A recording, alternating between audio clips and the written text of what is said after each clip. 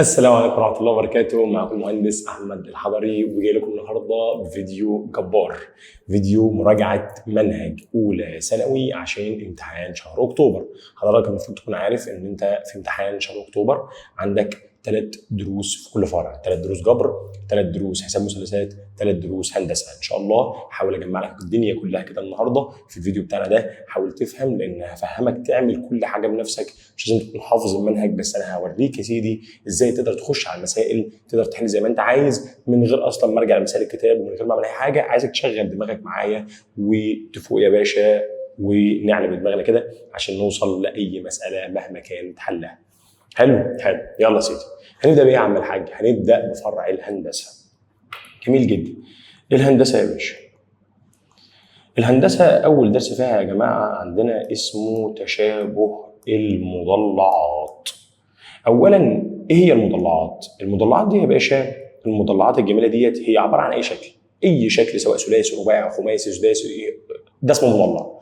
يعني المثلث، المربع، المستطيل، المعين، السداسي، الخماسي، كل دول بنسميهم مضلعات. احنا بنقول بقى عايزين نعرف امتى المضلعات تتشابه. فاول سؤال يا باشا عندنا في الدرس الجميل بتاعنا بيقول لك متى يتشابه المضلعان؟ امتى اقول على مضلعين ان هم متشابهين؟ قال لك عشان اقول ان المضلعين متشابهين، قال لك عندما يتحقق الشرطان الآتيان. ماشي، لازم شرطين يتحققوا. حلو كده. ايه هما بقى شرطين يا باشا؟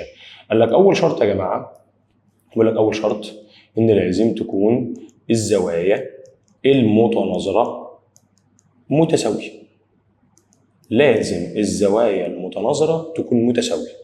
تاني حاجه عندنا حاجه اسمها الاضلاع المتناظره لازم تكون متناسبه. يبقى يا سيدي عشان اقول ان المضلعين متشابهين لازم يتحقق شرطين. اول حاجه ان الزوايا المتناظره تكون متساويه والاضلاع المتناظره تكون متناسبه. بمعنى ان انا دلوقتي لو معايا وليكن مثلا شكل زي ده،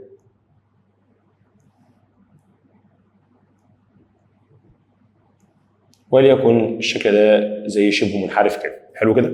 وجيت لك يا سيدي عملت لك شكل شبه منحرف برضو اصغر منه شويه، اهو اهو اهو. حلو. امتى الاثنين دول يكونوا متشابهين؟ قال لك اولا لو انا مسمي الاولاني ده الف باء ج د، ده المضلع الاولاني، والمضلع الثاني س ص ع ل، عايز اقول ان هم متشابهين. عشان يكونوا متشابهين اول حاجه لازم الزوايا المتناظره تكون متساويه. يعني لازم زاويه الف تساوي زاويه س، وزاويه باء الجميله دي تساوي زاويه ص الجميله دي، وزاويه ج الجميله دي تساوي زاويه ع الجميله دي، واكيد زاويه د هتساوي زاويه ل. يبقى انا دلوقتي عشان اقول ان ان المضلعين دول متشابهين، اول شرط لازم يتحقق ان الزوايا المتناظره تكون متساويه. يعني الاربع زوايا يكونوا بيساووا الاربع زوايا.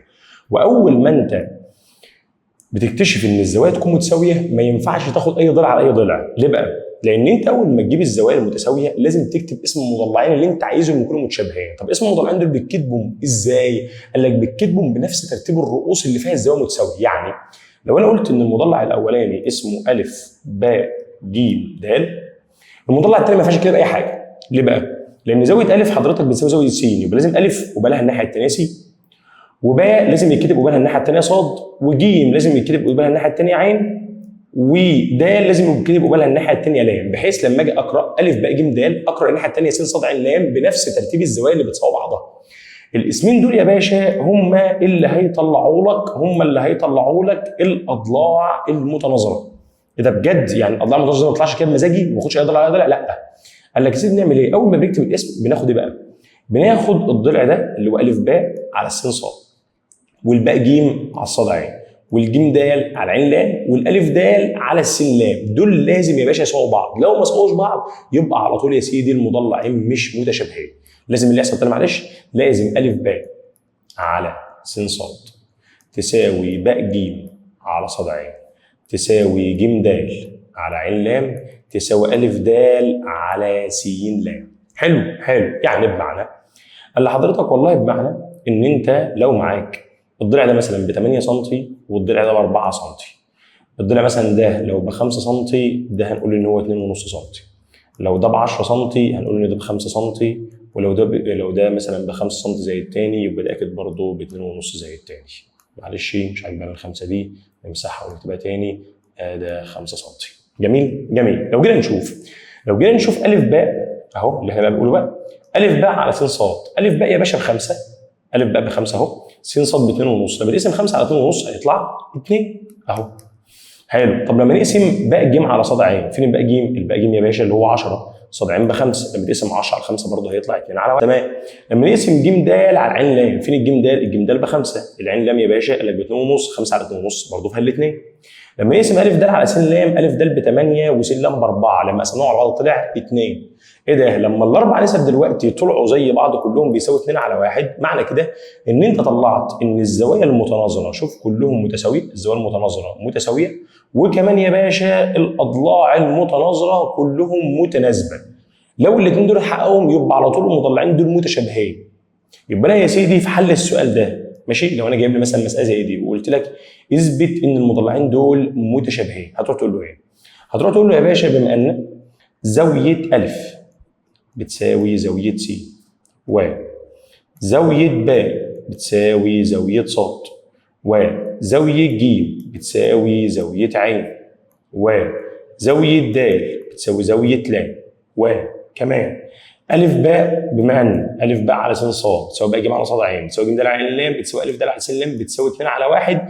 كده اذا الزوايا المتناظره متساويه والاضلاع المتناظره متناسبه. اقوم ساعتها قايل له اذا يا باشا على طول اهو، اذا المضلع الف باء ج د يشابه، وده علامه التشابه، المضلع س ص ع ل. يبقى احنا عشان نثبت التشابه لازم نحقق شرطين، لازم نحقق ايه الشرطين بقى؟ الزوايا المتناظره تكون متساويه، وكمان الاضلاع المتناظره تكون متناسبه. يعني ايه متناسبه؟ يعني يطلعوا نفس النسبه في الاخر. حلو الكلام، حلو الكلام. تمام يا عم الحاج، تمام يا سيدي، ماشي. يعني انا دلوقتي لو شرط واحد من الاثنين اتحقق من غير الشرط الثاني، قال لك لا ما ينفعش، لازم الشرطين يتحققوا، لازم الشرطين يتحققوا. حلو كده؟ معنى كده يا سيدي دلوقتي واحد يقول لي طب لو انا معايا مستطيل مثلا كده، ادي يا باشا مستطيل اهو، ماشي اهو، ومستطيل تاني صغير،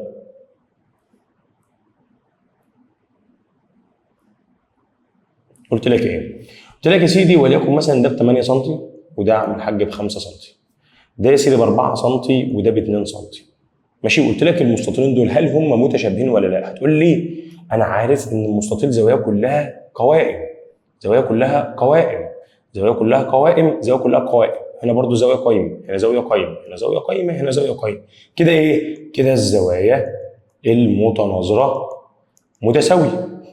تعالى بقى خش لي في الثاني، عايزين نجيب الاضلاع المتناظره. هتقول لي دلوقتي انا اصلا الزوايا كلها قد بعضها، طب انا هاخد زاويه ايه مع زاويه ايه؟ قال لك هنا بقى هنلجا بقى للطريقه الثانيه. الطريقه الثانيه الجميله بقى بتاعتنا ان احنا يا باشا بنرتب الاضلاع. يعني ايه؟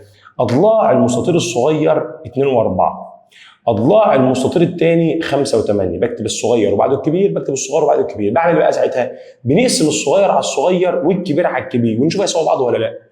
2 على 5 ب 2 على 5، 4 على 8 فهالنص. هل ال 2 على 5 بتساوي نص؟ لا حضرتك.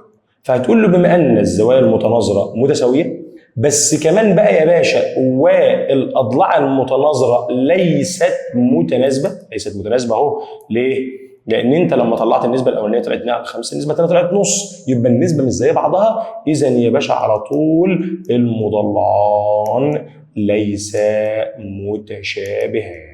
وده اللي احنا بنقوله، لازم الشرطين يتحققوا مع ان الزوايا متساويه بس الاضلاع المتناظره مش متناسبه، يبقى على طول المضلعين يا باشا مش متشابهين. جميل جميل. من هنا بقى عرفنا شويه ملاحظات جميله. ايه شويه الملاحظات الجميله؟ تعالى بقول لك يا سيدي بقى. قال لك يا سيدي خلاص احنا اتفقنا ان اول ملحوظه ان يا سيدي عشان المضلع ا ب ج د يشابه المضلع س ص ع ل، لازم اللي يحصل، لازم يا باشا زاويه ا تساوي زاويه س، وبعدين زاويه باء تساوي زاويه ص، وبعدين زاويه ج تساوي زاويه ع، وبعدين زاويه د بتساوي زاويه ل. طب وبعدين؟ ده اول شرط.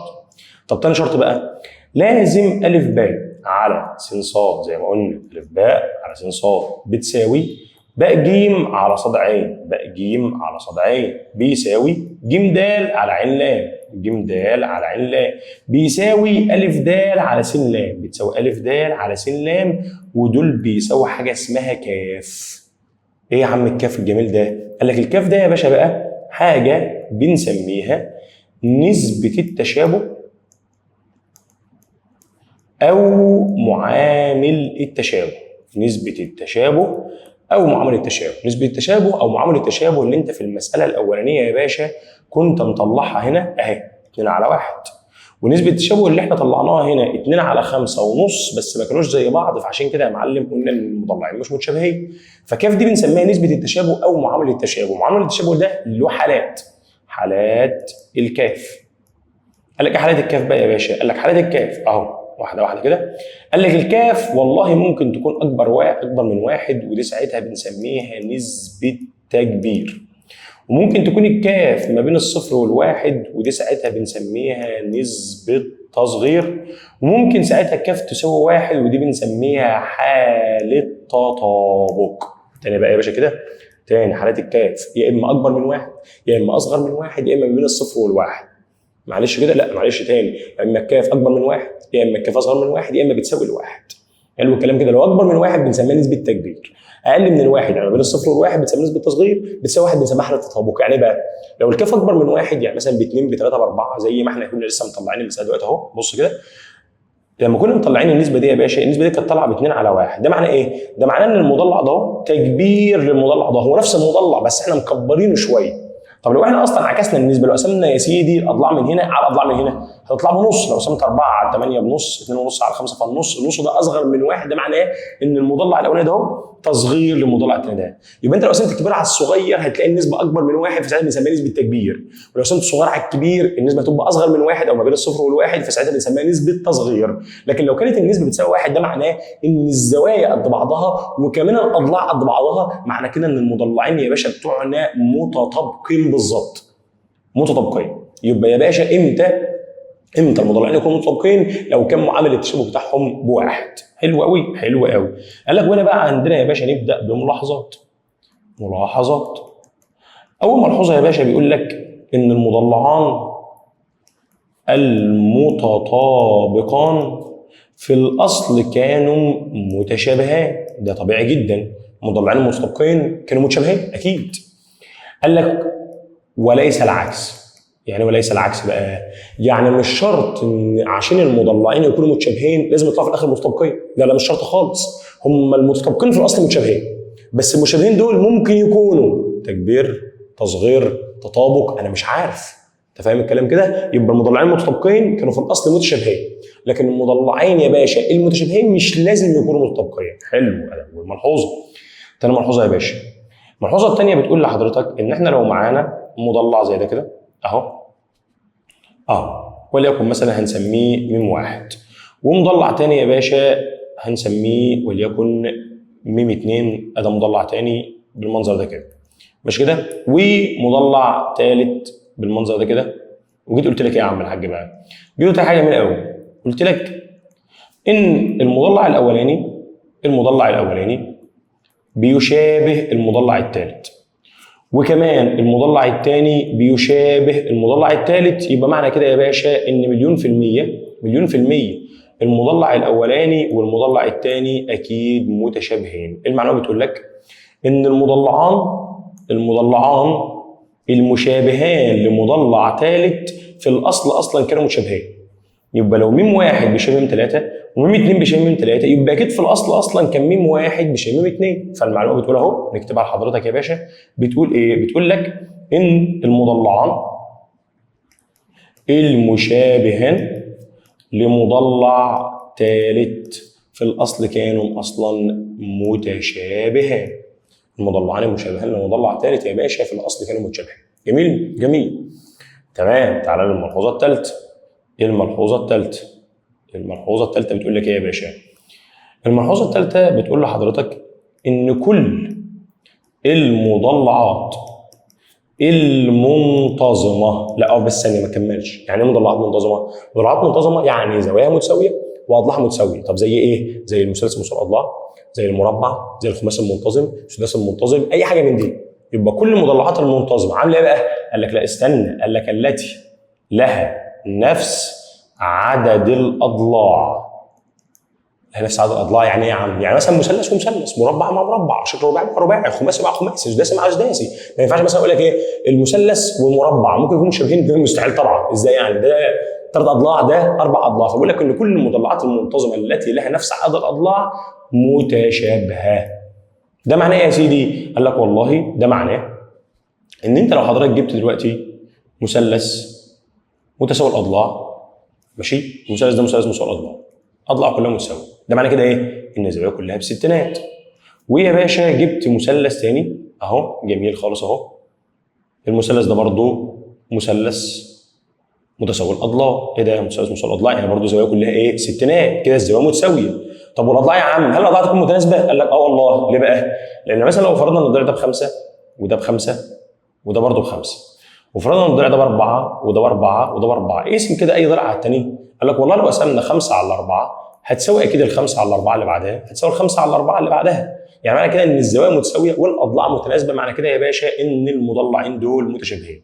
يبقى لازم تقول كل المضلعات المنتظمه التي لها نفس عدد الاضلاع. عارف لو قلت كل المضلعات المنتظمه وانت قايل متشابهه كده الجمله غلط. لازم تقول كل المضلعات المنتظمه التي لها نفس عدد الاضلاع في الاصل يا باشا كانت متشابهه. حلو الكلام كده؟ ده معناه ايه بقى؟ ده معناه يا باشا زي ما قلت لك اهو ان كل المثلثات المتساويه الاضلاع قال لك يا باشا متشابه. كل المثلثات المتساويه الاضلاع متشابهه. قال لك يا سيدي وكل المربعات متشابهه. بس الجمله بقى المهمه بقى، قال لك ولكن ليست اهو، معلش، ولكن ليست كل المستطيلات متشابهه. مش كل المستطيلات متشابهه، ممكن يبقى في تشابه بس مش كله. وليست كل المعينات متشابهه. اشمعنى يا عم؟ قال لك والله يا باشا لان انت عارف ان المستطيلات زواياها كلها ب 90 بس اضلاعها مش متساويه. في المعينات بقى اضلاعها متساويه بس الزوايا مش متساويه. يعني في شرط من الشرطين يا باشا مش مظبوط معايا. عشان كده بنقول ان كل المضلعات المنتظمه التي لها نفس عدد الاضلاع متشابهه. كل المثلثات المتساويه الاضلاع متشابهه، كل المربعات متشابهه، كل الخماسيات المنتظمه، السداسات المنتظمه متشابهين مع بعضهم. حلو الكلام كده؟ لكن لو قلت لك يا باشا مستطيل مع مستطيل مش شرط يكونوا متشابهين. ممكن يكونوا متشابهين ممكن لا، معين مع معين ممكن او ممكن لا. لو تحقق الشرطين بتوعنا لازم الشرطين بتوعنا يا باشا يتحققوا. حلو الكلام كده؟ تمام الكلام. من هنا كمان في معلومه اخيره لازم اقولها لحضرتك. دلوقتي انت لسه قايل دلوقتي اهو ان يا باشا لما اقول لك المضلع ا ب ج د يشابه مضلع تاني اسمه س ص ع ل، انت قلت لي احنا هنستنتج ايه؟ هنستنتج يا باشا ان زاويه ا بتساوي س وب بتساوي ص وج بتساوي ع ود بتساوي ل. وبعدين ا ب على س ص بتساوي ب ج على ص ع بتساوي ج د على ع ل بتساوي ا د على س ل بتساوي ك. صح كده؟ صح كده. في معلومه يا باشا من ثالثه اعدادي بتقول ان انت لو معاك نسب فانت في معلومه بتقول ان مجموع المقدمات على مجموع التوالي بيساوي احدى النسب. احدى النسب اللي هي نفس النسبه، يعني من الاخر هتساوي نفس الكاف.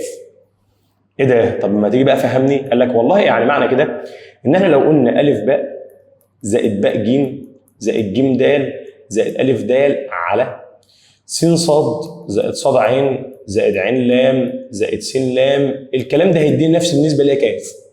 عارف اصلا لما تجمع الاضلاع اللي فوق ده هيديك ايه؟ قال لك ده يا باشا هيدي لك محيط المضلع الاولاني. وعارف ده هيديك ايه؟ ده معناها محيط المضلع الثاني. ده معنى كده ايه يا باشا؟ ان النسبه بين محيطي مضلعين متشابهين بتساوي النسبة بين ضلعين بس متناظرين. يبقى انت حضرتك لو جبت النسبة بين الضلعين هتبقى هي نفسها النسبة بين المحيطين. النسبة بين الضلعين هتبقى هي نفسها النسبة بين الضلعين. ازاي بقى؟ اقول لحضرتك. يعني دلوقتي لو جيت لك مثلا في سؤال قلت لك يا عم الحاج معانا مضلع اضلعه يا سيدي وليكن 2 و3 و5 و6 و7. حلو كده؟ حلو.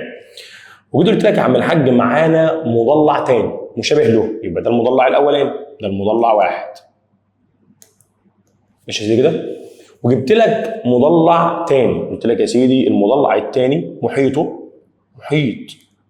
المضلع التاني وليكن مثلا هيساوي 48 سم. اوجد اطوال اضلاع المضلع التاني. اذا كان المضلعين متشابهين، احنا اتفقنا انهم متشابهين، فاول ما الراجل على طول يذكر كلمه محيط المضلع الثاني تقوم انت على طول يا باشا رايح جايب محيط المضلع الاولاني. طب محيط المضلع الاولاني اجيبها ازاي بقى؟ لك محيط المضلع الاولاني مجموع اطول اضلاعه، يعني 2 زائد 3 زائد 5 زائد 6 زائد 7. حلو الكلام كده؟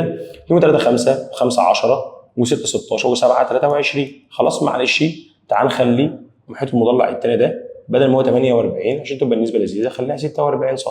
حلو كده احنا معانا يا باشا محيط المضلع الاولاني ب 23، محيط المضلع الثاني 46. تعالى بقى، هو اصلا المضلع الاولاني ده فيه كام ضلع؟ هتلاقي يا باشا 2 3 5 6 7، يعني معنى كده 5 اضلاع.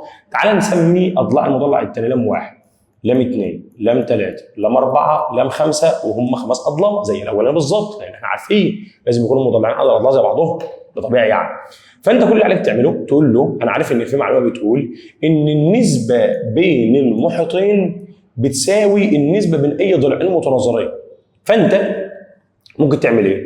تقسم 2 على لم 1 و3 على لم 2 و5 على لم 3 و6 على لم 4 و7 على لم 5 وتساويهم ب 23 على 46، او العكس.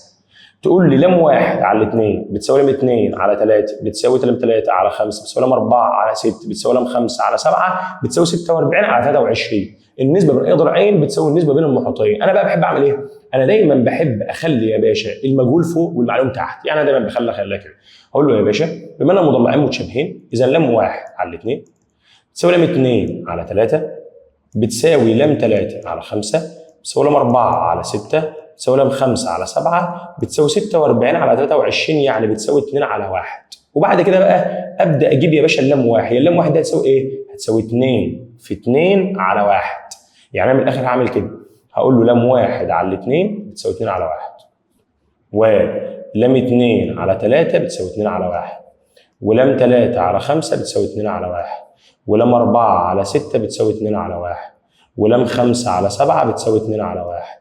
فانت من الاخر بتاخد كل نسبه تساويها بالنسبه اللي معاك. بمعنى كده ان لم 1 هتساوي 2 في 2 على 1، 2 في 2 على 1، يبقى 2 في 2 ب 4 على 1 فعلى 4. طب يا عم الحاج لم 2 هتساوي 3 في 2 على 1 ب 6. طب لم 3 هيطلع ب 10. طب لم 4 هيطلع ب 12. طب لم 5 هيطلع ب 14. وكده انت يا باشا جبت اضلاع المضلع الثاني كلهم. حلو كده؟ ليه؟ لان انت عارف ان في معلومه بتقول ان النسبه بين الضلعين بتساوي النسبه بين المحيطين. يبقى اي مساله هيجي لحضرتك فيها معاك اضلاع معلومه واضلاع ثانيه مجهوله، خلي المجهول فوق والمعلوم تحت واشتغل المساله عادي وكمل السؤال. بعد كده بقى احنا طلعنا من تشابه المضلعات لحته ثانيه خالص اسمها تشابه المثلثات. فاتفقنا بقى في المثلثات يا باشا اللي هو ثاني درس، عشان المثلثين يتشابهوا قال لك اهو متى، السؤال الجميل بتاعنا، متى يتشابه المثلثان؟ امتى مثلثين يتشابهوا؟ قال لك عندما يتحقق احد الشروط الاتيه. تاني كده الجمله، عندما يتحقق ايه؟ احد الشروط، يعني يتحقق واحد من الشروط اللي انت هتشوفها. يبقى هم الشروط يا باشا. قال لك اول حاجه هم احنا عارفينهم، الزوايا المتناظره تكون متساويه. خلي بالك بقى الشروط الثانيه، قال لك او يعني دي لوحدها ودي لوحدها. حلو. او ايه بقى؟ ان الاضلاع المتناظره تكون متناسبه. او شوف ايه ده في حاله ثالثه، قال لك والله يكون عندنا ايه بقى؟ يكون معانا ضلعان متناسبان والزاويه المحصوره متساويه. الزاويه المحصوره مع الضلعين الاولانيين والزاويه المحصوره مع الضلعين الثانيين يكونوا متساويين. تيجي نشوف يا باشا، تعال نشوف كل كلمه لوحدها. تعال ناخد يا باشا الحاله الاولى. الحاله الاولى ايه؟ امتى يا باشا المثلثين يتشابهوا؟ قال لك اول حاجه اهو لما يكون الزوايا المتناظره متساويه. فانا دلوقتي لو معايا مثلا مثلث جميل كده ومثلث ثاني كده ثانيه واحده بس المثلث الاولاني، وده يا باشا المثلث الثاني. حلوه. وده قلت لك امتى دول يتشابهوا؟ قال لك والله بص يا عم، هو انت لو تعالى كده، لو الزاويه دي سوت الزاويه دي والزاويه دي سوت الزاويه دي، لا اقف خلاص يا عم، انت مش محتاج اصلا الثالثه. ليه بقى؟ لان اصلا مجموع زوايا 180 مجموع زوايا 180، فانت حضرتك دلوقتي لو زاويتين سووا زاويتين اكيد الثالثه هتساوي الثالثه، يبقى مثلثين متشابهين. فاول حاجه بتقول لحضرتك ايه بقى؟ في اي مثلثين في الدنيا، في اي مثلثين اذا ساوت زاويتان في المثلث الاول، ماشي، زاويتان في المثلث الاخر او في المثلث الثاني، كان المثلثان متشابهان. يبقى يا باشا في اي مثلثين لو زاويتين من الاولاني يساوي زاويتين من الثاني يبقى المثلثين متشابهين. حلو. قال لك ده في اي مثلثين؟ قال لك بس احنا بقى طلعنا منهم بحالات خاصه. ازاي؟ قال لك تاني حاله او تاني حاجه هناخدها. افرض كان المثلثين بتوعك اصلا مثلثين قوائم، هذا مثلث قائم، في مثلث ثاني يا باشا اهو، بص كده الكلام حلو، لا نمسح ده، ماشي، مثلث ثاني اهو ده برضه يا باشا مثلث قائم. حلو كده. قال لك في المثلثين القائمه الزاويه اصلا في زاويه بتساوي زاويه، في زاويه 90 وزاويه 90، فانت لو جبت زاويه حاده من الاولاني سويتها بزاويه حاده من الثاني كده اكيد الثالثه هتساوي الثالثه، كده مثلثين متشابهين. فيبقى يا باشا في الاحتمال الثاني الحاجات دي ممكن تجيها كلها في اكمل اخت. قال لك يا باشا في المثلثان القائمه الزاويه، في المثلثان القائمه الزاويه اذا ساوت زاويه حاده في الاول زاويه حاده في الاخر، على طول يا باشا كان المثلثان متشابهين. المثلثين اللي معايا بقوا خلاص متشابهين. حلو. لو زاويه حد من الاولاني سوت زاويه حد من الثاني يبقى على طول المثلثين متشابهين لو كانوا مثلثين قائمه الزاويه.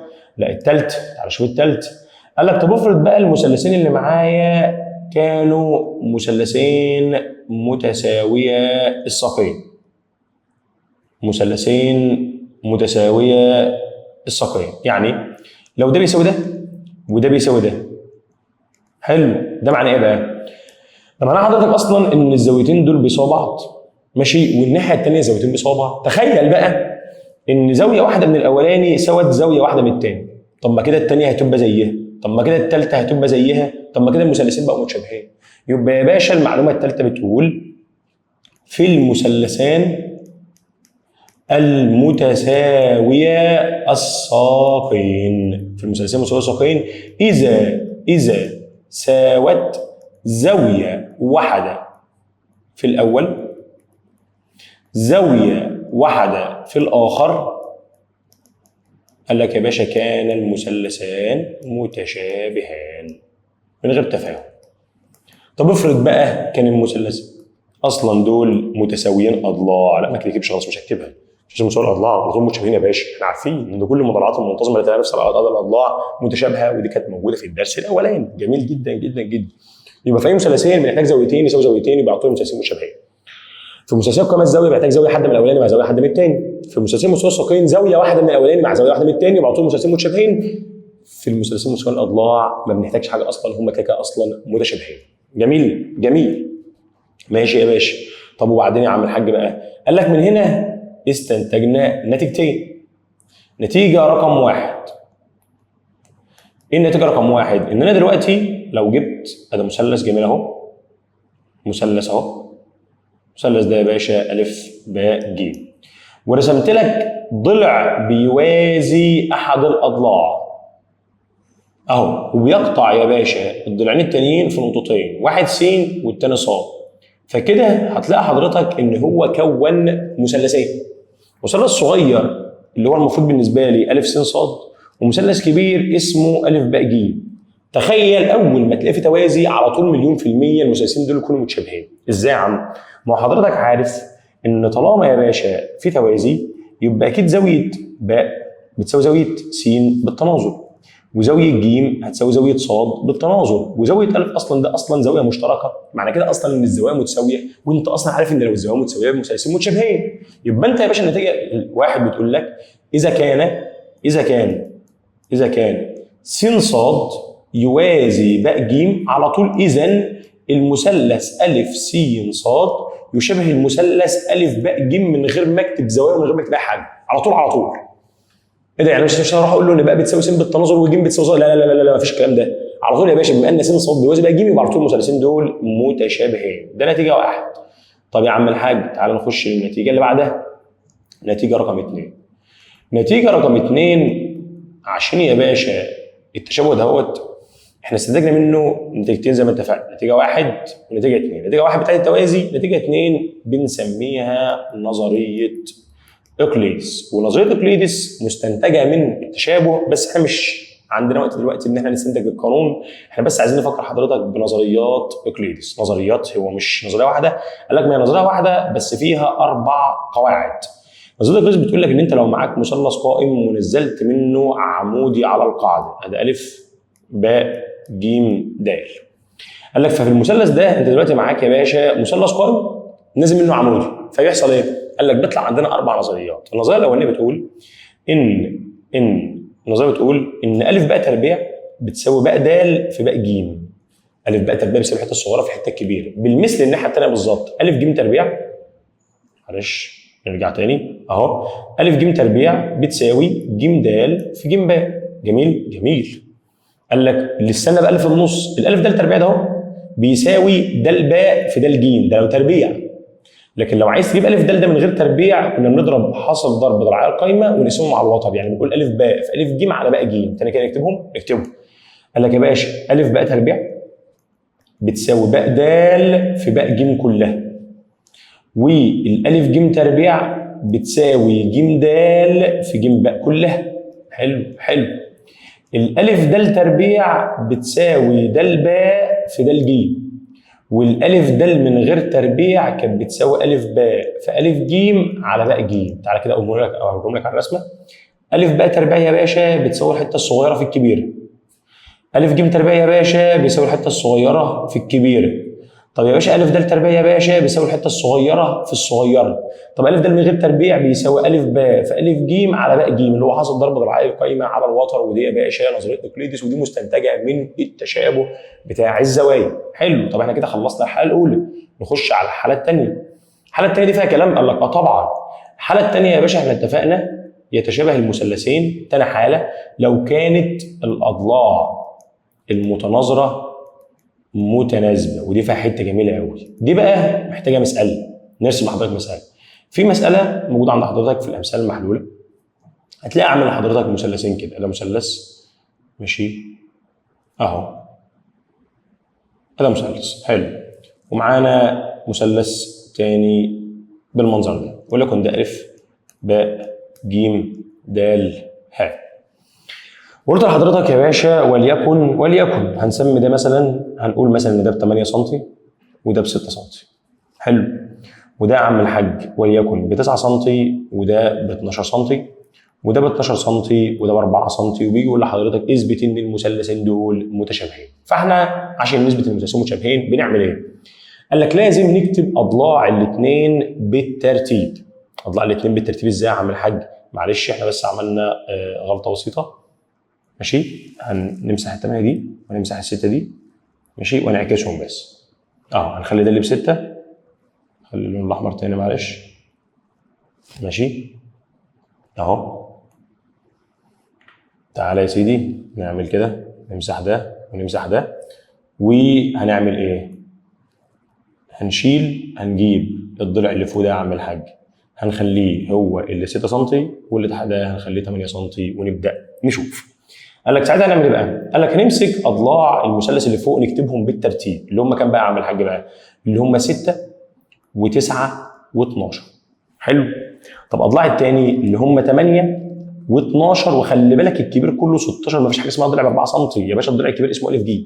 فانا كتبت ايه؟ اضلاع المثلث اللي فوق اللي هم 6 9 12، واضلاع اللي تحت يا باشا اللي هم 8 12 16. حلو كده؟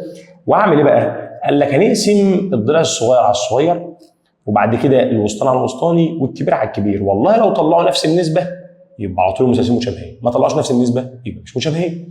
فانت لما تقسم 6 على 8 هتدي لك 3 على 4، ولما تقسم 9 على 12 هتدي لك 3 على 4، ولما تقسم 12 على 16 هتدي لك 3 على 4. جميل جميل. قال لك ايه ده؟ يعني كلهم نفس النسبه يا عم؟ قال لك اه. فانت المفروض تقول له بما ان 6 على 8 تساوي 9 على 12 تساوي 12 على 16 بيساوي في الاخر 3 على 4، اذا المثلثين متشابهين. لا مش هنقول له كده بقى طبعا، لازم نكتب حضرتك يا باشا اسمائهم. الضلع اللي اسمه 6 ده يا عم الحاج اسمه د ه، والضلع الثمانية ده يا باشا اسمه باء ج. الضلع التسعة ده يا عم الحاج اسمه أ د، والضلع ال 12 ده اسمه أ ب، والضلع ال 12 اللي فوق اسمه أ ه، وال 16 يا باشا اسمه أ ج. هتروح تقول له ايه بقى؟ بما ان د ه على باء ج بتساوي أ د على أ باء بتساوي أ ه على أ ج، الناتج في الآخر يا باشا بيساوي 3 على 4، إذا المثلثان متشابهان. وهنقف هنا بقى وننتبه يا باشا للكلام اللي جاي ده. حضرتك اهم حاجه في الموضوع كله تكتب اسم المثلثين مظبوط، لان انت طالما اثبتت التشابه من الاضلاع هيتلاقي في مطلوب تاني هيقول لك هات لي الزوايا. الزوايا عشان اجيب الزوايا اللي بتساوي بعضها لازم يا باشا اشوف الاسم بتاع المثلثين مظبوط. طب اجيبهم ازاي بقى؟ ركز كده. قال لك يا باشا المثلث اللي فوق لو انت واخد بالك اسمه ده الالف هاء، واللي تحت اسمه الف باء ج، لازم الترتيب يكون مظبوط. هرتبهم ازاي بقى؟ ركز كده. قال لك بص اللي فوق بقى لو انت بصيت على النسب اللي فوق فيهم كام حرف؟ 3 حروف، الدال والهاء والالف. والثلاثه اللي تحت يا باشا فيهم كام حرف؟ اللي هم الالف والباء والجيم. فاحنا بنعمل ايه بقى؟ شوف الكلام الحلو. اول نسبه في فوق هنا ده الهاء ناقصها الف، اكتبها. ايه ده؟ يعني انت بتعمل ايه؟ بنكتب يا باشا الحرف الناقص، ده الهاء ناقصها الف، الف دال ناقصها هاء، الف هاء ناقصها دال. شوف كده انت كتبت يا باشا المثلث اللي فوق. طب تعالى للنسبه اللي تحت، معانا باء ج والف باء والف ج، باء ج ناقصها الف، الف باء ناقصها ج، الف ج ناقصها باء. معنى كده ايه بقى؟ معنى كده ان زاويه الف في المثلث اللي فوق بتساوي زاويه الف في المثلث اللي تحت، وزاويه هاء في المثلث اللي فوق بتساوي زاويه ج في المثلث اللي تحت. اهو الف بتساوي الف، وهاء بتساوي ج، ودال فوق بتساوي باء تحت. عارف دي كان طالب منك ايه تاني مطلوب؟ تاني المطلوب كان بيقول لحضرتك يا باشا اثبت ان الف ج اللي هو ده الجميل ده اهو بينصف زاويه يا باشا د الف ب اللي هي دي. طب ما فعلا نصفها. طب انت اثبتها ازاي؟ طالما اثبتنا التشابه من الزوايا هتروح تقول له اذا قياس زاويه د الف هاء بتساوي قياس زاويه باء الف ج، اذا على طول يا باشا الف ج بينصف زاويه د الف باء. يبقى انت اول ما بتثبت التشابه من الاضلاع لازم تطلع الزوايا اللي بتساوي بعضها عشان تطلع المطلوب الثاني اللي هيبقى في المساله اكيد مليون في المية. يبقى انت لازم تكون متعود على كده. لو انت اثبتت التشابه من الزوايا بنكتب الاسم، ومن الاسم نطلع الاضلاع المتناسبه. ولو اثبتنا التشابه من الاضلاع المتناسبه بنكتب الاسم وبعد كده نقوم مطلعين الزوايا. تاني في خطوه في النص دايما هي اهم حاجه بالنسبه لي. بنكتب اول حاجه ايه؟ بنثبت التشابه. لو اثبتنا التشابه من الزوايا نكتب الاسم نطلع اضلاع. طب يا عم الحاج لو اثبتنا التشابه من الاضلاع نكتب الاسم نطلع الزوايا. هي ده الموضوع، هو ده الموضوع بتاع الدرس كله. حلو. طب احنا كده يا باشا قلنا اول حالتين، تعالى بقى للحاله الثالثه. الحاله الثالثه الجمال اللي معانا يا باشا اهو الحاله الثالثه اهو الحاله الثالثه. الحاله الثالثه بتقول ايه يا باشا؟ ان احنا لازم يكون معانا ضلعان اهو الحاله الثالثه متناسبان والزاويه المحصوره متساويه. الزاويه المحصوره ايه يا جماعه؟ متساويه. ودي برضو عشان افهمها لك هرسم لك مثال. تعال نرسم مثال المثلث الجميل بتاعنا اهو.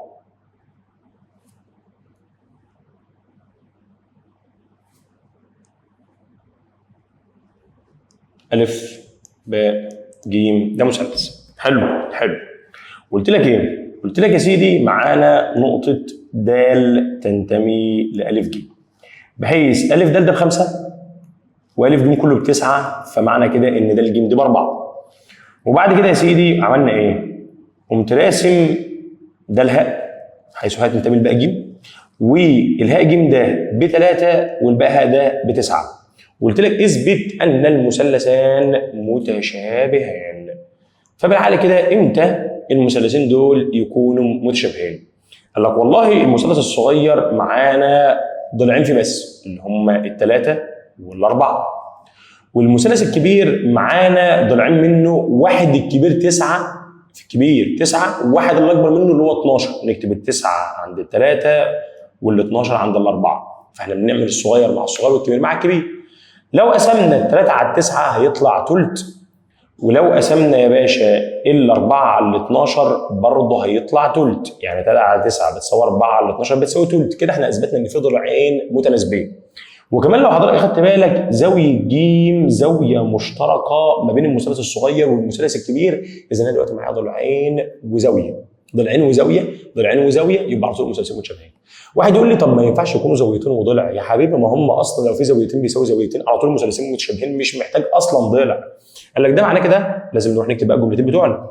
بما ان الثلاثه دوت اللي هو اسمه هاء ج، التسعه اللي اسمه الف ج، الاربعه اللي هو د ج، ال12 يا باشا حضرتك اللي هو باء ج، يبقى هقول له بما ان هاء ج، شوف خلي بالك احنا قسمنا هاء ج على الف ج 3 على 9، وقسمنا د ج على باء ج، هو دايما الراجل بيحب اللخبطه دي عشان انت يلخبطك. ماشي، بما ان ده على ده بيساوي تلت، وبما ان كمان زاويه ج زاويه مشتركه، اذا على طول يا باشا المثلثان متشابهان.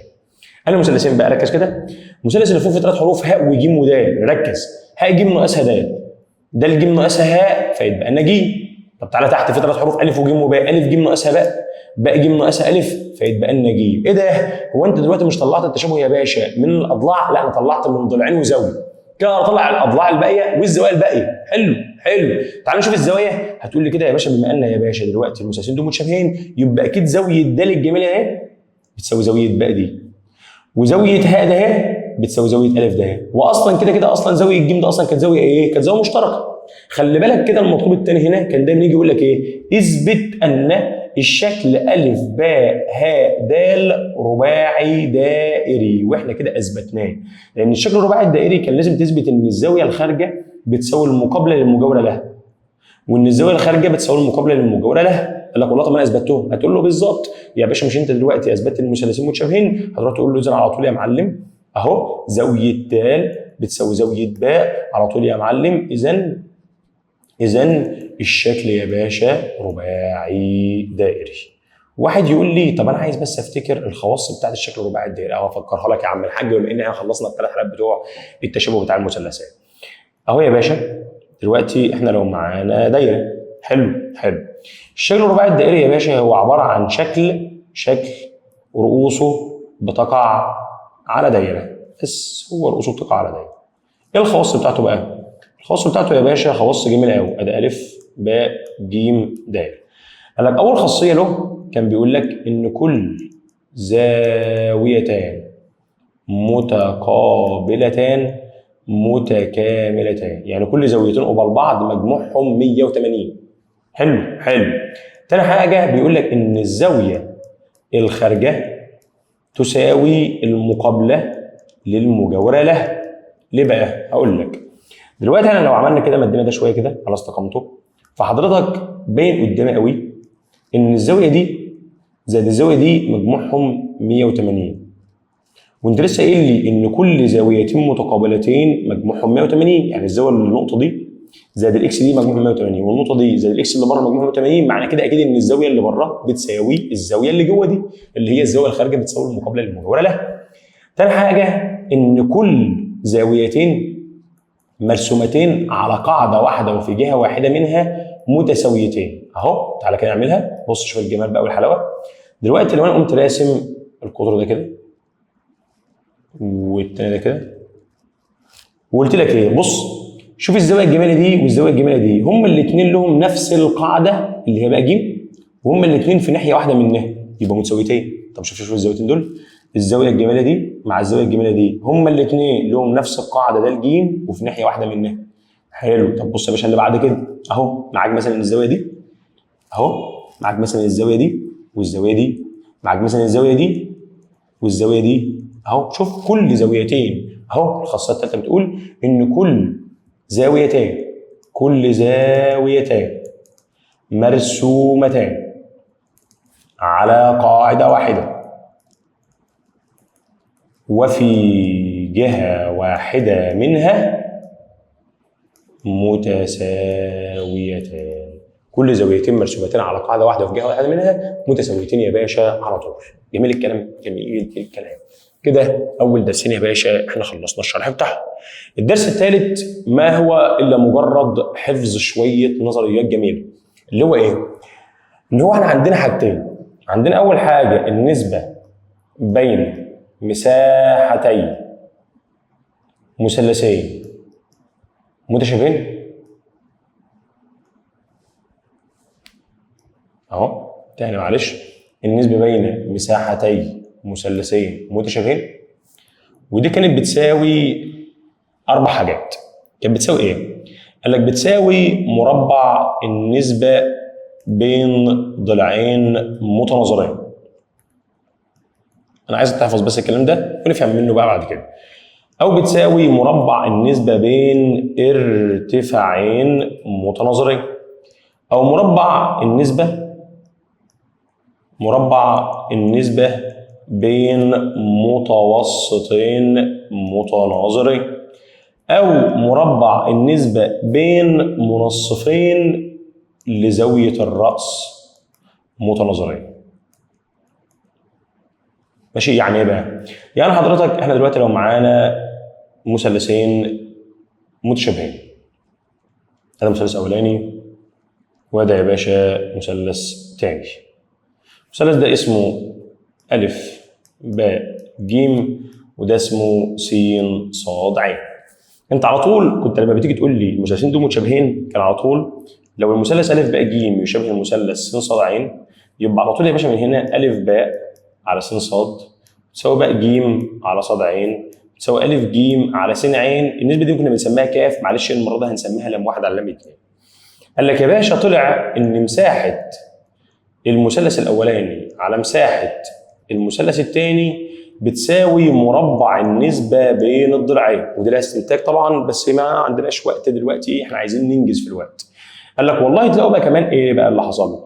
تلاقوا ان هو لو رسم ارتفاع هنا كده وليكن مثلا اسمه عين 1، والارتفاع ده يا باشا اسمه عين 2، فطلع ان النسبه بين الارتفاعين بتساوي النسبه بين الضلعين. ده بس مش بس كده، ده لو كان متوسط بينصف القاعده قال لك برضه النسبه بين الضلعين بتساوي النسبه بين المتوسطين. مش بس كده، قال لك ده لو كان بينصف زاويه الراس برضه النسبه بين المنصفين بتساوي النسبه بين الضلعين. يعني معنى كده ان هي من الاخر بتساوي عين 1 على عين 2 لكل تربيع، حيث عين 1 وعين 2 دول ممكن يكونوا ارتفاعين او متوسطين او منصفين لزاويه الراس. يبقى النسبه بين المساحتين بتساوي مربع النسبه بين ضلعين، او مربع النسبه بين ارتفاعين، او مربع النسبه بين متوسطين، او مربع النسبه بين منصفين لزاويه الراس. بس خلي بالك مربع النسبه بين. حلو. لكن يا باشا في عندنا بقى شكلين ما بنقولش اصلا فيهم ان هم متشابهين. خلي بالك لازم يكون هنا النسبه بين مساحتين مثلثين متشابهين، لازم اصلا اثبت اول حاجه ان هم متشابهين. لكن يا باشا في حالتين بقى ما بين غير اصلا تشابه. ازاي؟ بص كده، لو انا دلوقتي معايا ادي يا باشا مثلث جميل كده ومثلث جميل تاني كده، حلو ادي ا ب ج د، وجيت قلت لك هات لي النسبه بين المساحتين. حلو كده. فحضرتك عارف ان مساحه المثلث الاولاني بتساوي نص القاعده في الارتفاع ده اهو اللي هو اسمه عين 1، ومساحه المضلع الثاني مساحه المثلث الثاني نص القاعده في الارتفاع اللي هو اسمه عين 2. فلو طلبت منك حضرتك تجيب مساحه المثلث الاول على مساحه المثلث الثاني هتقول لي بتساوي نص القاعده بقى ج في الارتفاع عين 1، والثاني نص القاعده بقى ج في الارتفاع عين 2. فالنص هيروح مع النص والباقي ج هيروح مع الباقي ج، فيطلع الناتج في الاخر عين 1 على عين 2. يبقى اذا النسبه بين المساحتين بتساوي النسبه بين الارتفاعين عندما تكون القاعده مشتركه. قال لك وبالمثل لو احنا دلوقتي عملنا حاجه جميله كده، بص كده، ده مثلث منفرج الزاويه وده مثلث تاني منفرج الزاويه اهو.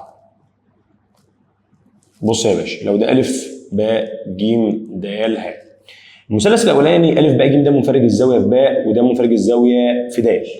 المثلث المنفرج الزاويه يا باشا ارتفاعه بيكون بره المثلث، يعني المثلث ا ب ج ارتفاعه بيكون بره هنا كده اسمه عين، والمثلث ا د ه ارتفاعه بره برضه بيكون اسمه عين.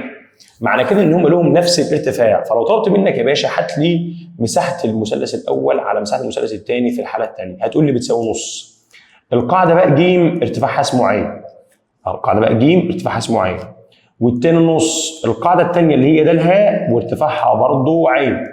فالعين هيروح مع العين والنص هيروح مع النص، فهيطلع باء ج على د الهاء. ايه الباء ج وده الهاء دول؟ دول اللي هم القاعدتين. يعني معنى كده ايه بقى؟ معنى كده يا باشا ان النسبه بين مساحتي مثلثين تساوي، قال لك تساوي ايه يا عم؟ قال لك النسبه بين الارتفاعين عندما تكون القاعده مشتركه. عندما تكون القاعده ايه يا باشا؟ مشتركه. قال لك ويساوي، قال لك او بتساوي النسبه بين القاعدتين، قال لك عندما يكون الارتفاع مشترك. يبقى هي بتساوي النسبه بين القاعدتين لو الارتفاع مشترك، بتساوي النسبه بين الارتفاعين لو كانت القاعده مشتركه. حلو كده؟ معنى كده ان احنا ممكن بقى يا باشا نلم الدنيا شويه ونقول ايه؟ ان انت عرفت قبل كده ان محيط المضلع الاولاني على محيط المضلع الثاني، او محيط المثلث على محيط المثلث، كانت بتساوي النسبه بين الضلعين. وعرفت دلوقتي ان النسبه بين المساحتين بتساوي مربع النسبه بين الضلعين. معنى كده ايه؟ ان احنا لو ربعنا النسبه دي اقدر اجيب يا باشا النسبه بين المساحتين. طب افرض انا معايا النسبه بين المساحتين وعايز اجيب النسبه بين المحيطين، قال لك اول حاجه خد لها الجذر تجيب النسبه بين الضلعين، وبعد كده يا باشا هتبقى هي نفسها النسبه بين المحيطين. ده هنا بقى اللعب جميل موت. يبقى تاني معلش تاني، لو معانا النسبه بين المحيطين تبقى هي نفس النسبه بين الضلعين، لو ربعناها تجيب النسبه بين المساحتين. طب لو معانا النسبه بين المساحتين وعايزين نرجع، قال لك هناخد لها الجذر نجيب النسبه بين الضلعين، والنسبه بين الضلعين هي نفسها النسبه بين المحيطين. فيجي الراجل يقول لك ايه؟ يقول لك معانا يا عم الحاج مثلثين متشابهين او مضلعين متشابهين، النسبه بين محيطيهما محيط الاول على محيط الثاني بيساوي يا عم الحاج مثلا 2 على 3، وكانت مساحه الاكبر، مساحه الاكبر 12، اوجد مساحه الاصغر. فانت المفروض تقول له ايه؟ ماشي؟ او يا عم الحاج ماشي مش مشكله. دلوقتي يا عم الحاج تقول له ايه؟ هتقول له والله انا عارف ان النسبه بين المحيطين بتساوي النسبه بين الضلعين، يعني ال2 على 3 ديت هتساوي لام 1 على لام 2. النسبه ده ربعها اجيب النسبه بين المساحتين، يبقى النسبه بين المساحتين بتساوي كام؟ 2 على 3 لكل تربيع، يعني هتساوي 4 على 9. جميل؟ انا عارف بقى يا معلم هو مديني مساحه الاكبر، هو مساحه الاكبر مين؟ اللي فوق ولا اللي تحت؟ قال لك اللي تحت، النسبه 4 على 9، يبقى معنى كده ان مساحه الاولانيه مش معايا بس مساحه الثانيه ب 12. الكلام ده كله بيساوي 4 على 9. عايزين نجيب مساحه الاول، هتقول اضرب ال 12 في ال 4 على 9، وزي ما تطلع بالاله الحاسبه يا باشا ولا تشغل دماغك. جميل؟ طب ما تيجي نعكس. لو انا قلت لك يا باشا معانا النسبه بين مساحتي مثلثين، مساحه الاول على مساحه الثاني بتساوي يا سيدي 9 على 25، وكان محيط الاصغر بيساوي 15. محيط الاصغر بيساوي 15، اوجد محيط الاكبر. حلو حلو. طيب يا عم الحاج نشتغل. هتقول لي والله يا عم بما ان النسبه بين المساحتين 9 على 25، يبقى اذا النسبه بين الضلعين بتساوي جذر 9 على 25، هيطلع 3 على 5. وبما ان النسبه بين الضلعين ب 3 على 5، يبقى النسبه بين المحيطين، المحيط الاول على المحيط الثاني، اكيد برضه بيساوي 3 على 5. المحيط الاول هو الصغير، المحيط الثاني هو الكبير عشان النسبه 3 على 5. هو قال لك ان المحيط الصغير ب 15، عايزين بقى نجيب المحيط الكبير سميه مثلا س. اذا المحيط الكبير يا باشا هيساوي 5 في 15 على 3، هيطلع الناتج 25 سم. يبقى النسبه بين الضلعين تساوي النسبه بين المحيطين، لو ربعنا نجيب النسبه بين المساحتين. ولو معانا النسبه بين المساحتين بناخد لها الجذر نجيب النسبه بين الضلعين اللي اصلا بتساوي النسبه بين المحيطين. ودي معظم مسائل الدرس واقفه عليها ومترتبه عليها، وركز دايما فيها. النسبه بين المحيطين تساوي النسبه بين الضلعين، ربعها جيب النسبه بين المساحتين، معاك النسبه بين المساحتين خد لها الجذر والنسبه بين الضلعين اللي اصلا بتساوي النسبه بين المحيطين. وكده يا باشا منهج الهندسه بتاعك يعتبر 3 دروس الاولانيين فرتكناهم بكل تفاصيلهم. حل على قد ما تقدر من الكتاب، من امتحانات صغيره، ولو اي حاجه وقفت معاك ابعت لي على اليوتيوب ان شاء الله في الكومنتات، ابعت على الرقم الخاص بتاعي على الواتساب، وانا معاك في كل وقت ان شاء الله. تمام؟ كان معاكم مهندس احمد الحضري، نلقاكم في مراجعه قادمه. السلام عليكم.